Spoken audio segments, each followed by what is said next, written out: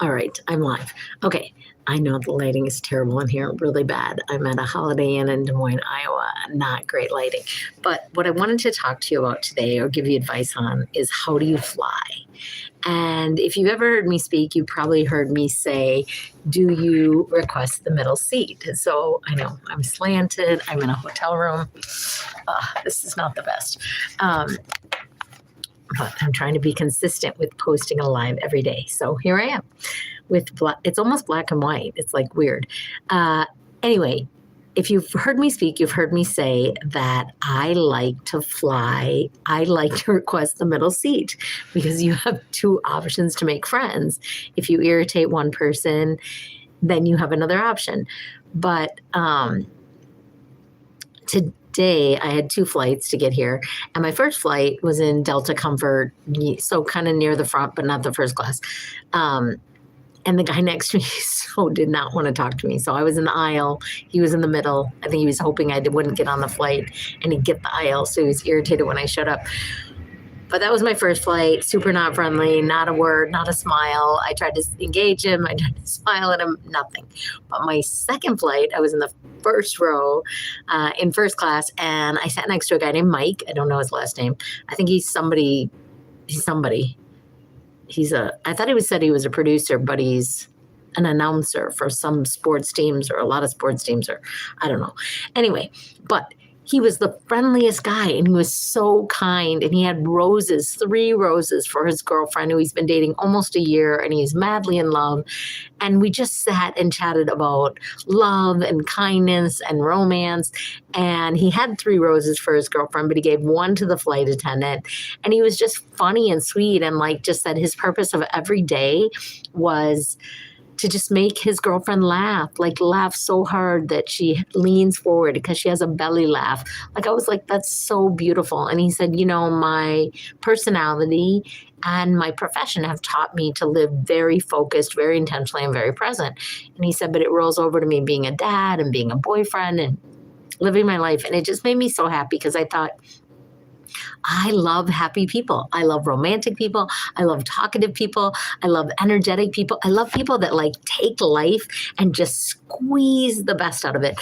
Actually, right before I got on my first flight, I was talking to another friend, and she was saying that another friend of ours, our acquaintance more, but was just so negative and just always talking about how nobody's her friend and what doesn't work in her life. And she's always looking living the victim life and looking for being left out and her feelings being hurt. But if you decide to look for the good, if you decide to be inclusive, even if people don't include you, if you decide to be romantic or joy-filled or whatever, I was cracking up because so he's carrying this vase with 3 flowers. He's in a long-distance relationship, and he said they see each other a lot, but he always tries to do something special and bring her something. And I was like, that's so sweet. But what was funny was every flight attendant that walked by would stop and go, are those flowers for me? Those are so pretty. Those are, and right away I was like, you didn't have to bring me flowers. And so it creates a conversation. Now, by the end of the flight, after him and I seem like we're BFFs during the flight, the guy behind us goes, I'm bringing flowers on every flight from now on because you made so many friends. And it's this little gesture, just this moment of something, of some sort of kindness, generosity, romance, curiosity, engagement, something that makes someone else feel special, whether you know that person significantly. And he said, whenever I bring her a dozen roses and we meet at an airport, he said, by the time we leave the airport, she's given them all away. She finds waitresses to give them to and gate agents. And he goes, I love making her happy, and I love watching her make other people happy. And I love that. I wish there's guys, plus we talked about how great people were that love the 80s. Who doesn't love the 80s? And there has to be stunning, exciting, loving, romantic, kind, generous people in the world. And I feel like I want to do a national day for love and kindness and generosity without chaos, without politics, without division, just unity and love. And whether you know people or not, just spreading random acts of kindness. What about that? I don't know. I just think there has to be more of us in the world. So if you are one of those in the world that loves the 80s, that loves romance, that loves love, that loves giving generously, write something in the comments. Share with us, how do you like to love? Like I said, what's your favorite thing every day?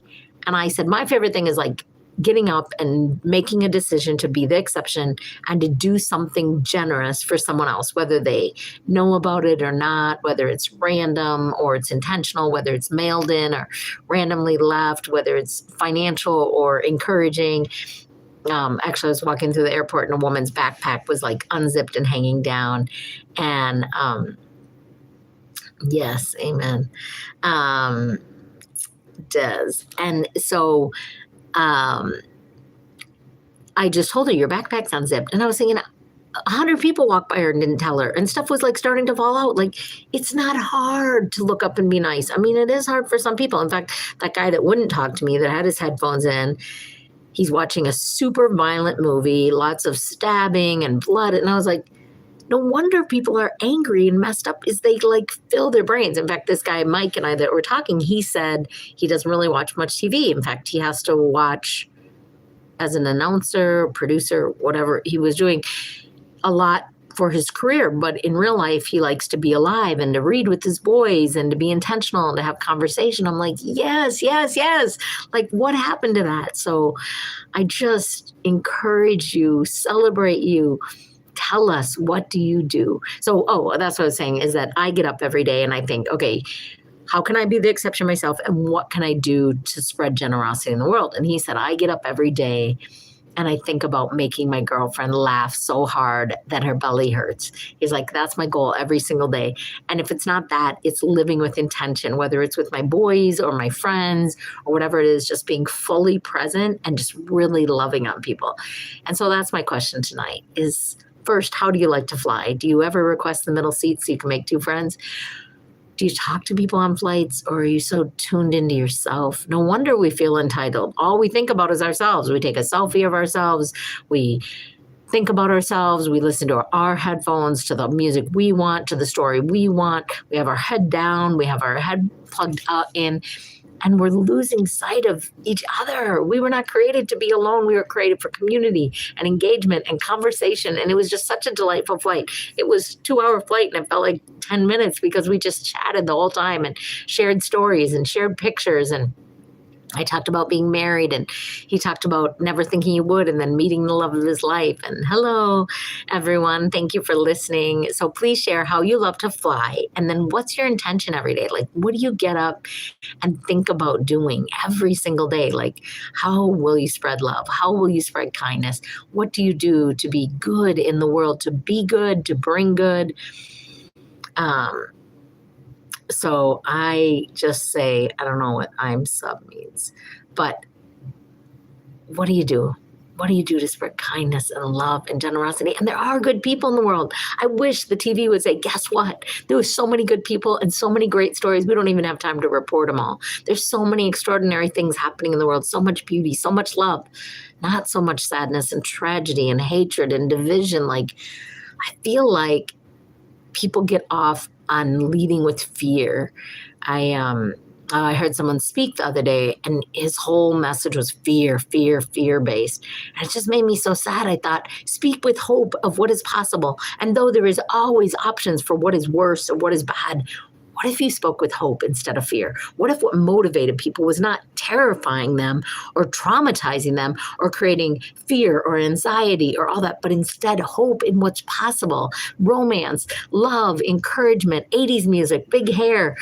What if we went back to a simpler time where people just really gathered and invited and included and were kind to one another and kind to themselves, for heaven's sakes? I mean, today, I don't know, this lighting, I can't even see myself, honestly. I'm like, I've got a weird, maybe that's better. I don't know. I've got light in front of me. I got my notebook plugged in because it's about to die, but I just wanted to jump on because I have an evening with my client, and then I have a class later tonight, and then an early morning of speaking and teaching for the state of Iowa. So I'm super excited to be here. And can you play the Moonlight? What? I don't know what that person decided. Like comments are popping on and popping off. I don't know. I don't think I'm doing Moonlight by, I don't know what that means. I don't even know I don't know technology. I just do. I'm just consistent in getting a message of encouragement out there every day, but I don't always know how to do it. There's tools to this. I don't even know how to turn the camera like this. Oh, does that work? Maybe it does. Rotate device back. Orientation is locked. So see, I'm probably sideways right now. That's what I mean. I cannot play anything. I don't even know what I'm doing. Anyway, all right. I hope the next time you're on an airplane, you're kind. And I hope tomorrow morning when you get up, you set an intention of how you're going to live tomorrow out by spreading kindness and love and laughter and hope and possibility, and by leading with what is possible, full of hope, rather than fear and anxiety and traumatizing other people because of your own lack. So be blessed to be a blessing. Oh, excuse me. Anyway, thank you. Thanks for listening. Thank you for all those that are commenting and listening. I appreciate you. I hope you have a wonderful evening, and I will see you tomorrow. Bye. I always forget how to end. Oh, I think right here. Yes.